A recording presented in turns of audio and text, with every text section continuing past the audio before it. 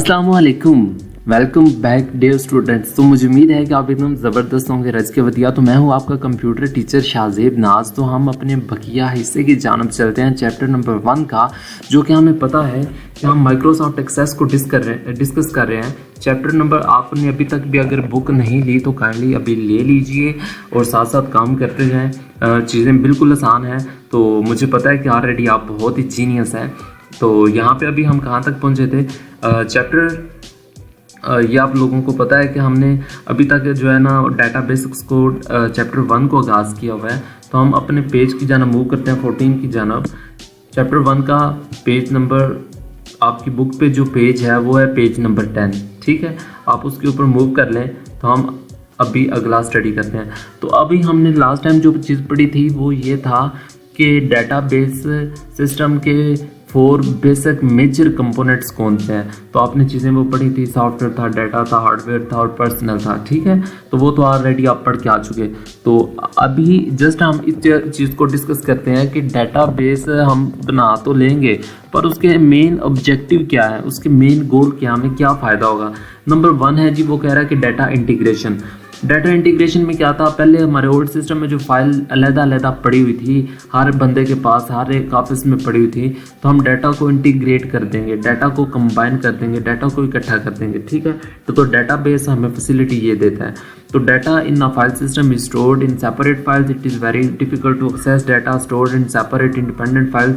N important objective of database is to solve this problem. तो वो कह रहा है कि डाटाबेस ने आपकी इस प्रॉब्लम को, इस मसले को सॉल्व कर दिया है, तो ताकि आप एक ही जगह पे, एक ही लोकेशन पे डाटा को रख के आप डिफरेंट जगह पे, डिफरेंट प्लेसेस पे बैठ के डाटा को एक्सेस कर सकें, ठीक है। तो नंबर 2 है जी data integrity. Data integrity means कि जब भी लफ्ज़ आए तो आपको पता होना चाहिए कि किसकी इंटीग्रिटी का मतलब भी होता है कि डाटा के कुछ कंसंट्रेट्स, कुछ रूल्स, कुछ प्रिंसिपल्स जिनको हम फॉलो करके अपने डाटा को एक बहुत ही अच्छा एक्यूरेट, बहुत ही अच्छा एक सिक्योर, एक बहुत ही अच्छा रिलायबल डाटा बना सकते हैं, ठीक है।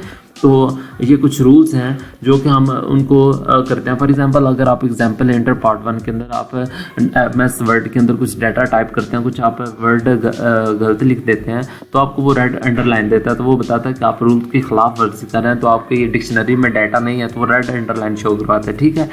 तो आप अगर कुछ स्पेस देते हैं तो ग्रामर की मिस्टेक बताता है या आपको मल्टीपल लाइंस की मसला बताता है। तो ये डाटा इंटीग्रिटी मीन्स कि आपकी डाटा को एक्यूरेट कर देगा, रिलायबल कर देगा। तो इस पैराग्राफ के अंदर जो आपको चीज़ आसान लगे, तो हम डाटा को एक्यूरेट कैसे कर सकते हैं, हम कुछ IDs देंगे, रोल नंबर देते हैं। रोल नंबर 1 के आगे उसकी इंफॉर्मेशन होगी। रोल नंबर 2 के अंदर जैसा कि आपकी CNIC है, आपका शनाख्ती कार्ड नंबर है, उसके ऊपर आपका शनाख्ती कार्ड नंबर दिया जाता है, तो आप अपने डाटा को सिक्योर कर सकते हैं, ठीक है। उसके बाद है डाटा इंडिपेंडेंस। हमारे पास ओल्ड सिस्टम में एक प्रॉब्लम थी, हमारे पास प्रॉब्लम थी वो थी कि डाटा डिपेंडेंट था, ठीक है। अब हमारे पास डाटाबेस जब से बनी है, कंप्यूटर फील्ड आई है, तो हमारा डाटा इंडिपेंडेंट वे पे पड़ा हुआ है, एक ही जगह पे डाटा पड़ा हुआ है। तो हमने उनको ऑथोराइजेशन दी है कि कौन से बंदे को कौन सा डाटा अवेलेबल होगा, ठीक है। स्टूडेंट जस्ट डाटा को देख सकता है, ना कि उसको अपडेट कर सकता है, ना डिलीट कर सकता है। तो हम डाटा एक फैसिलिटी वे में पड़ा हुआ है सेपरेट फाइल्स में, तो हम अपने प्रोग्राम्स को एक बहुत ही अच्छा अंदाज से डाटा को इंडिपेंडेंट वे में रख सकते हैं। तो यही डेफिनेशन आज के लिए, 3 डेफिनेशन ही काफ़ी है, तो बहुत इम्पॉर्टेंट है ये तीनों। तो अगला जो सवाल है वो बहुत ही मोस्ट इम्पॉर्टेंट है, डेटाबेस मॉडल्स हमारे पास, कि हमारे डेटाबेस के अंदर मॉडल्स कौन कौन से हैं, हम उनको अडॉप्ट कैसे करते हैं। तो अभी भी अगर आपने वो वीडियो नहीं देखी डेटाबेस और डेटाबेस मैनेजमेंट सिस्टम वाली, तो काइंडली उसे देख लें, तो उसके अंदर भी आपको कुछ चीज़ें क्लियर हो जाएंगी। तो अगले लेक्चर में हम इंशाल्लाह एक लॉन्ग क्वेश्चन को कंप्लीट करेंगे, आप उसके ऊपर टिक कर लीजिएगा। मोस्ट इंपॉर्टेंट डेफिनेशन है, लॉन्ग क्वेश्चन है आपका पेपर स्कीम के लिहाज से। तो तब तक के लिए अपना बहुत सारा ख्याल रखें, तो दुआ में याद रखिएगा। अल्लाह हाफिज़।